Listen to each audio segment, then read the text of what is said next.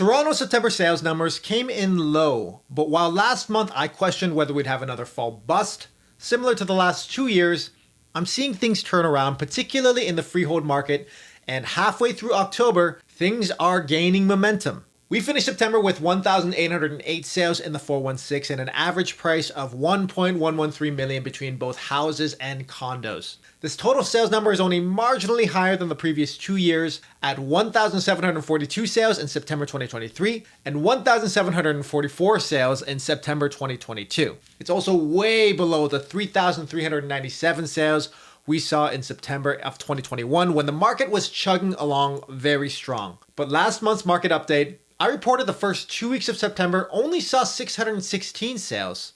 Now we're seeing that the second half of September saw nearly double that at 1,192 sales. The sales tally does not capture the momentum gained. So far for the first half of October to October 15th, we've seen 1,050 sales in Toronto, both houses and condos, and I'm seeing sales of freehold properties happening more quickly. Obviously, we'll have to see how the rest of October plays out, but with the Bank of Canada announcement pretty much guaranteeing a 50 basis point rate cut in the next day or so, I think we're going to finish October with 5 to 10% more sales than the last 2 years, which each finished in the mid-1800 sales transactions between both houses and condos. Now, while the freehold market is beginning to gain momentum, the condo market is pretty much just treading water, and there doesn't seem to be much change there. This is primarily due to the much higher ratio of active condo listings on the market. Currently about 61% of the active listings are condo apartments. Historically, between 2017 to 2021, this was closer to 50%.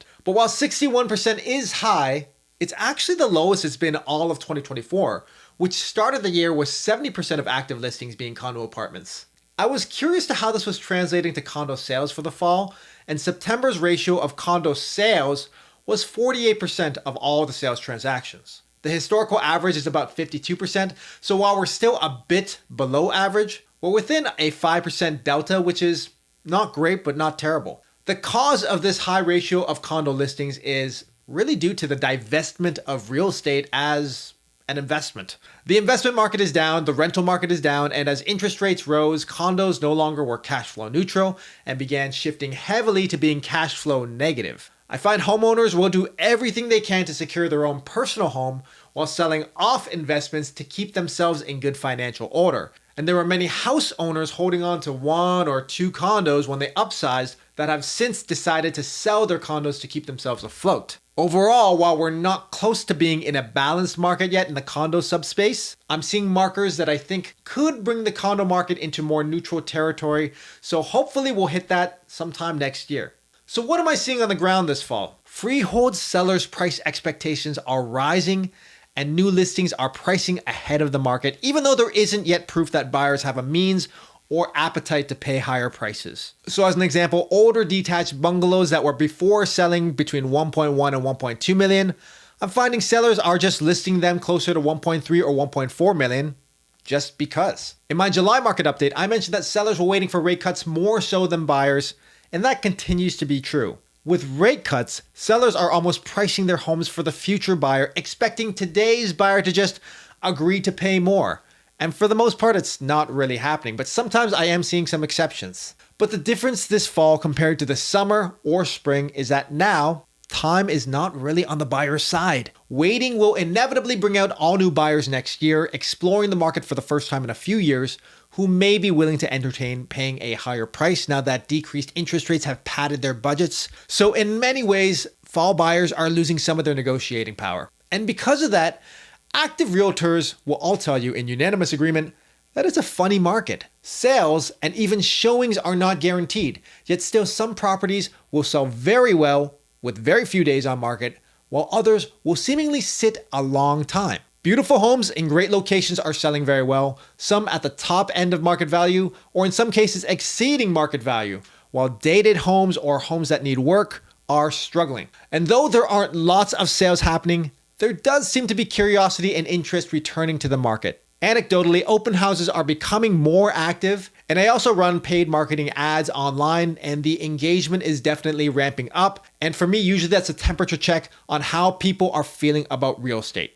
This doesn't guarantee anything, and the proof is not yet in the pudding. As you can see, it's not reflected in the sales numbers.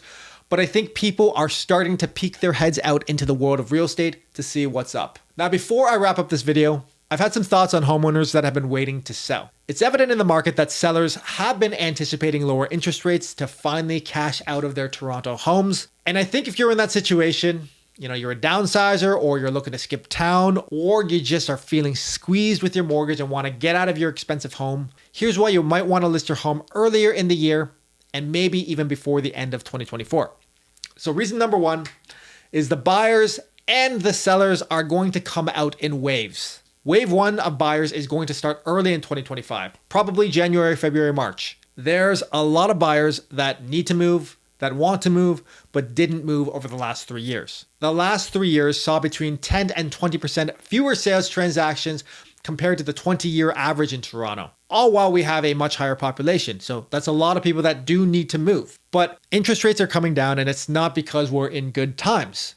We won't be in a safe or prosperous economic territory for a while. In fact, I don't even know if we'll approach that territory in 2025. So while there are lots and lots of buyers that want to move, that actually do need to move, there's going to be a much smaller subset that are actually qualified and capable of buying your home. So if you list your home in the upcoming months, there may not be mania for your home where all you need to do is put the sign up and someone will buy your house. And if you list your home in the busiest time of year of the spring, you're also going to be in competition with all the sellers that have been waiting for lower interest rates to sell. So in my opinion, there is going to be some benefit to hitting the early wave of buyers who are going to hit the market early next year, especially if you've been wanting to sell for some years. But if you have patience and have the luxury of time and want to potentially benefit from any market appreciation that happens over the springtime, try for some time in mid-year, like say June. Just don't be too surprised if by mid-year, all the qualified buyers already bought and you're sitting a couple months on the market because, again, we're still in awkward economic times. Reason number two is in order to reach a sustained seller's market where